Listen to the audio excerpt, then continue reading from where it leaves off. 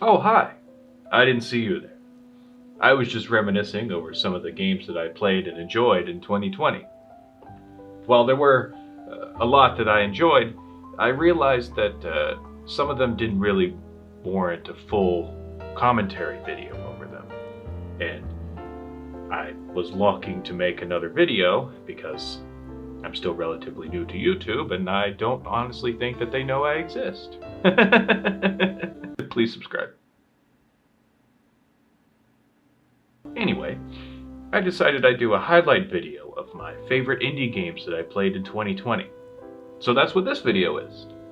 However, there are a couple of things that I do want to make clear before we get started. One, while these are my favorite indie games of 2020, they are not in any particular order, and that's mainly because I don't like ranking games. I find that very difficult, and sometimes it's just not fair. Also, while these were indie games that I played in 2020, that doesn't necessarily mean that they came out in 2020. Some of them did, but others were a year or two earlier, maybe even more than that. So I just want you guys to keep that in mind as you're watching this video. Now let's get started.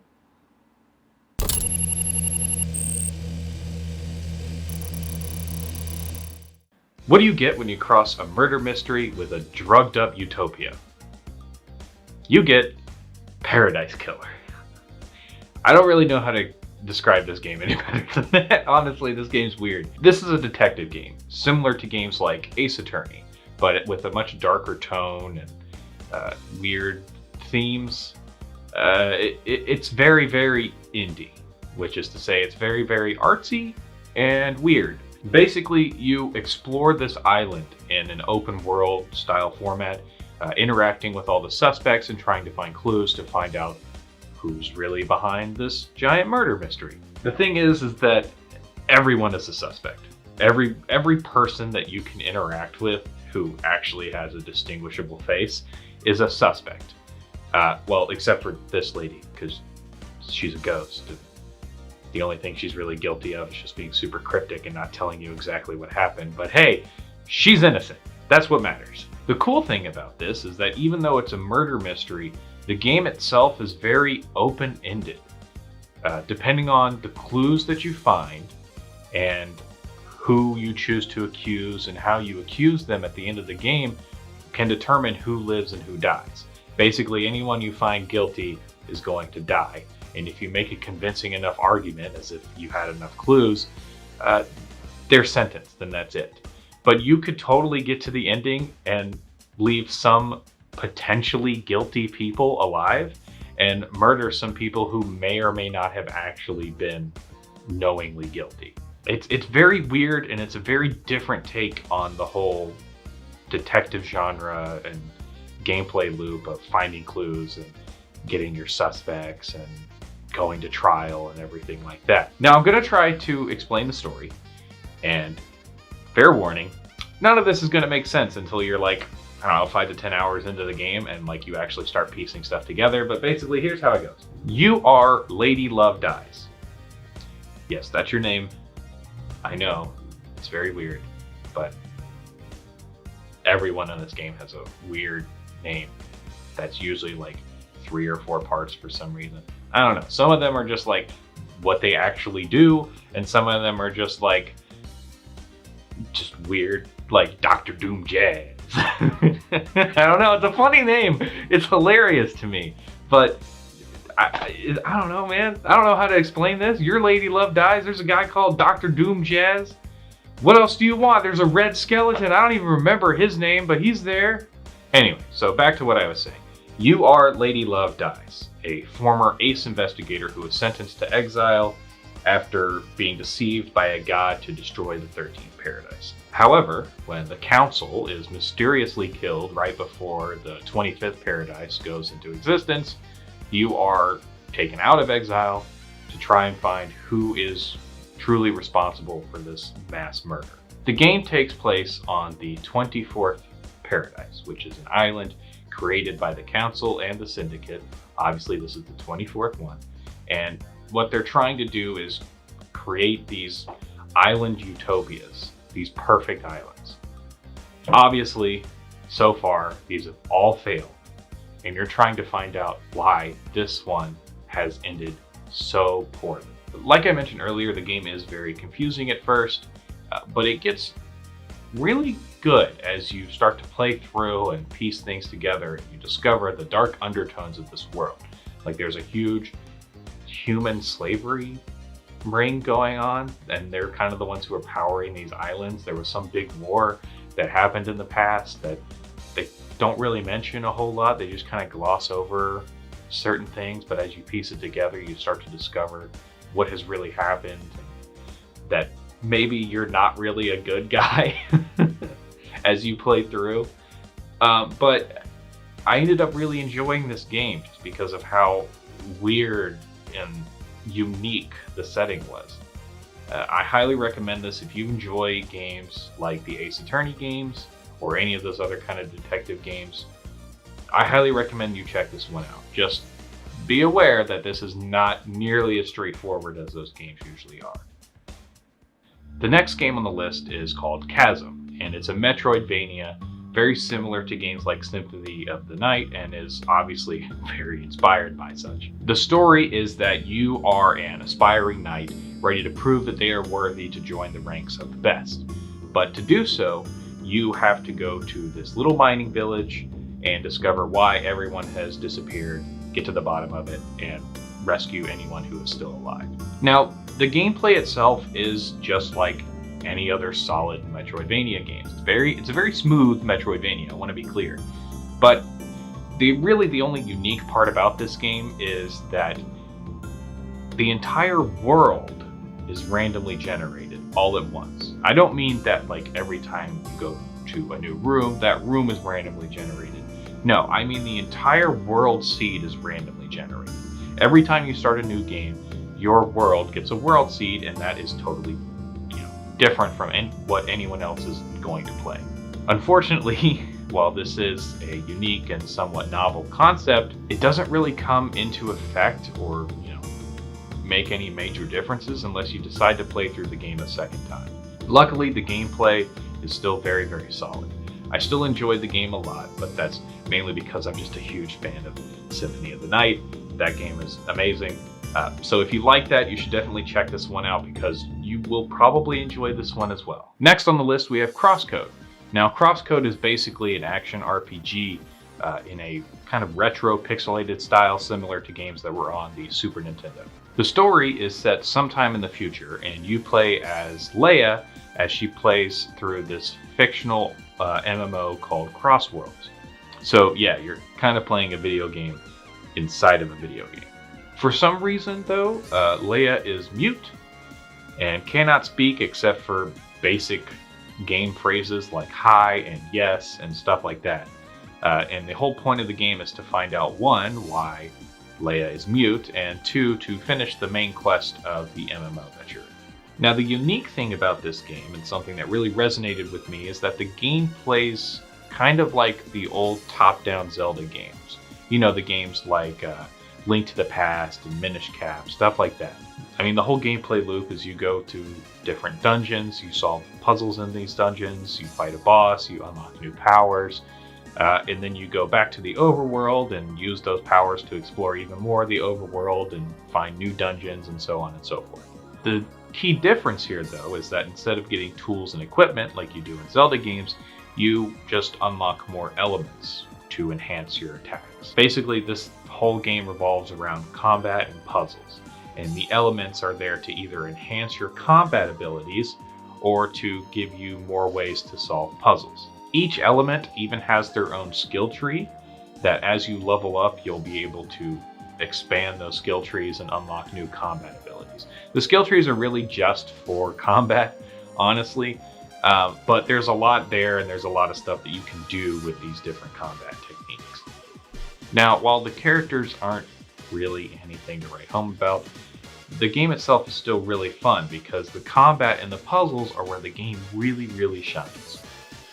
For combat, every single enemy has a weakness to some element. If you're hitting an enemy and it's not doing a lot of damage, you're probably not using the right element. And the whole point is that you're constantly juggling attacks between these different elements to do as much damage as possible while avoiding the cooldown that you get when you use one element for too long. Now, the game isn't all combat, because that would be kind of monotonous. There are, as I mentioned earlier, a lot of puzzles, and the puzzles are pretty good. They break up the flow of combat to give you a little break every now and then, especially in the dungeons. And on top of that, they can get quite challenging. If you remember when you're playing old Zelda games, sometimes you'll get to that one puzzle that's just like, how the heck do I solve this? I don't understand this.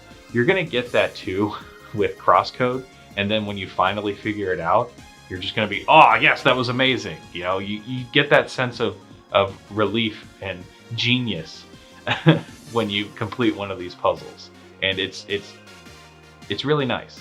It's very satisfying.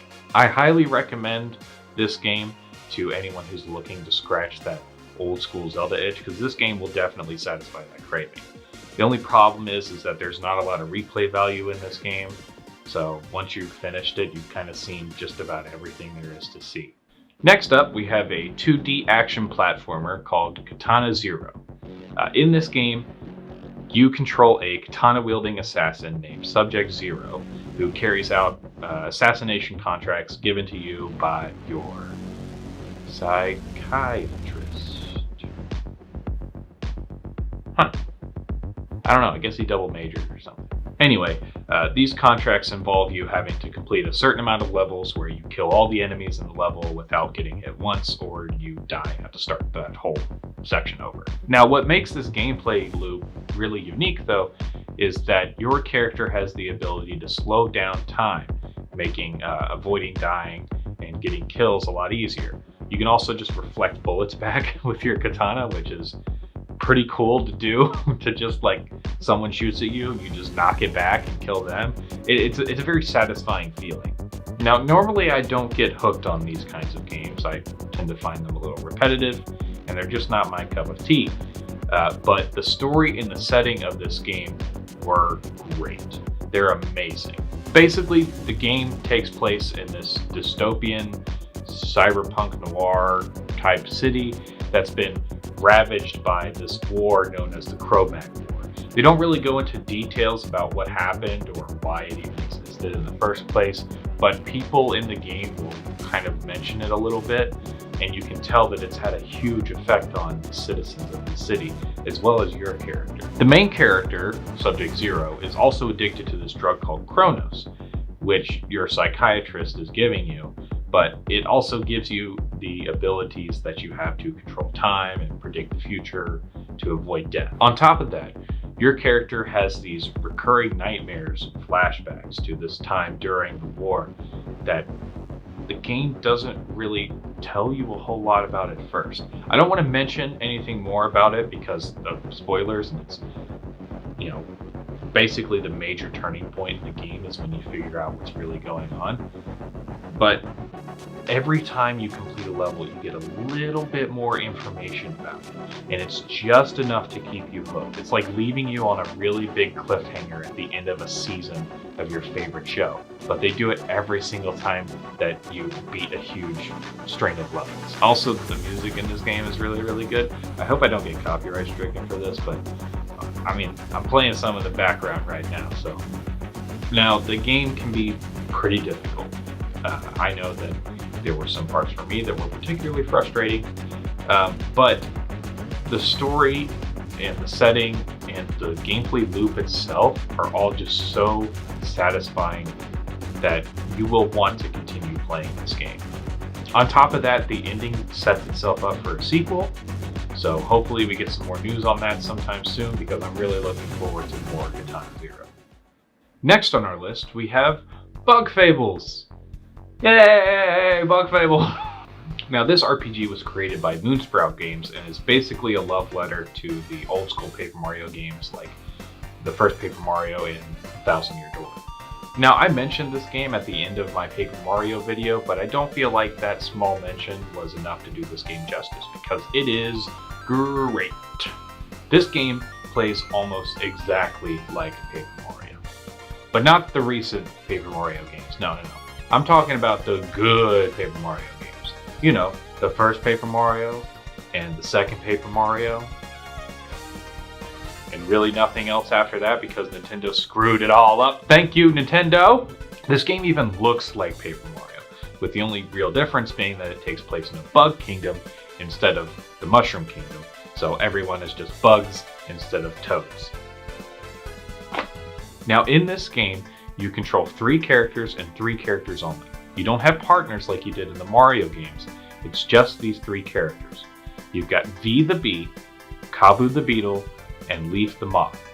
And each of these 3 characters has their own abilities both in and out of battle, as well as their own health bars. Now most of the mechanics in this game are just like the old school Paper Mario games. I mean, they might as well be ripped straight out of the games themselves. I mean, you've got turn-based battles, which isn't really unique, but you've got teamwork points, which are basically your flower points that you use for abilities.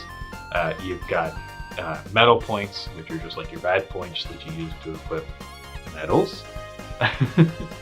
And every time you level up, you get the option to increase either your health, your teamwork, or your badge points, medal points, whatever. I'm confusing them because even I can't really see the difference here. The game also has the famous action commands, which are what you use to either increase your damage when you're attacking in battle or decrease the damage that you take from enemies when you get attacked in battle. And they have kind of the same mechanics that they did in Paper Mario, at least the same kind of little commands like wait till this light lights up or hold down the button for this long, like stuff like that. Be aware though that this game is significantly more difficult than the Paper Mario games, and even I found myself struggling on some boss fights. So don't expect this to be kind of a walk in the park like the other Paper Mario games were. True Paper Mario fans have been waiting for a return to form for the Paper Mario series for years now. And while Nintendo seems like they're never really gonna give that to us, at least we have indie games like Fables who are following in their footsteps and giving us the Paper Mario games that we really want. Last but certainly not least on my list, we have the game that should have won Best Game of 2020, Hades. Sorry, Last of Us 2, you're a good game, but I don't think that you deserve Best Game of the Year. This game is simply amazing. It's just so good in every single aspect. It's made by Supergiant Games, who is famous for games like Bastion and Transistor.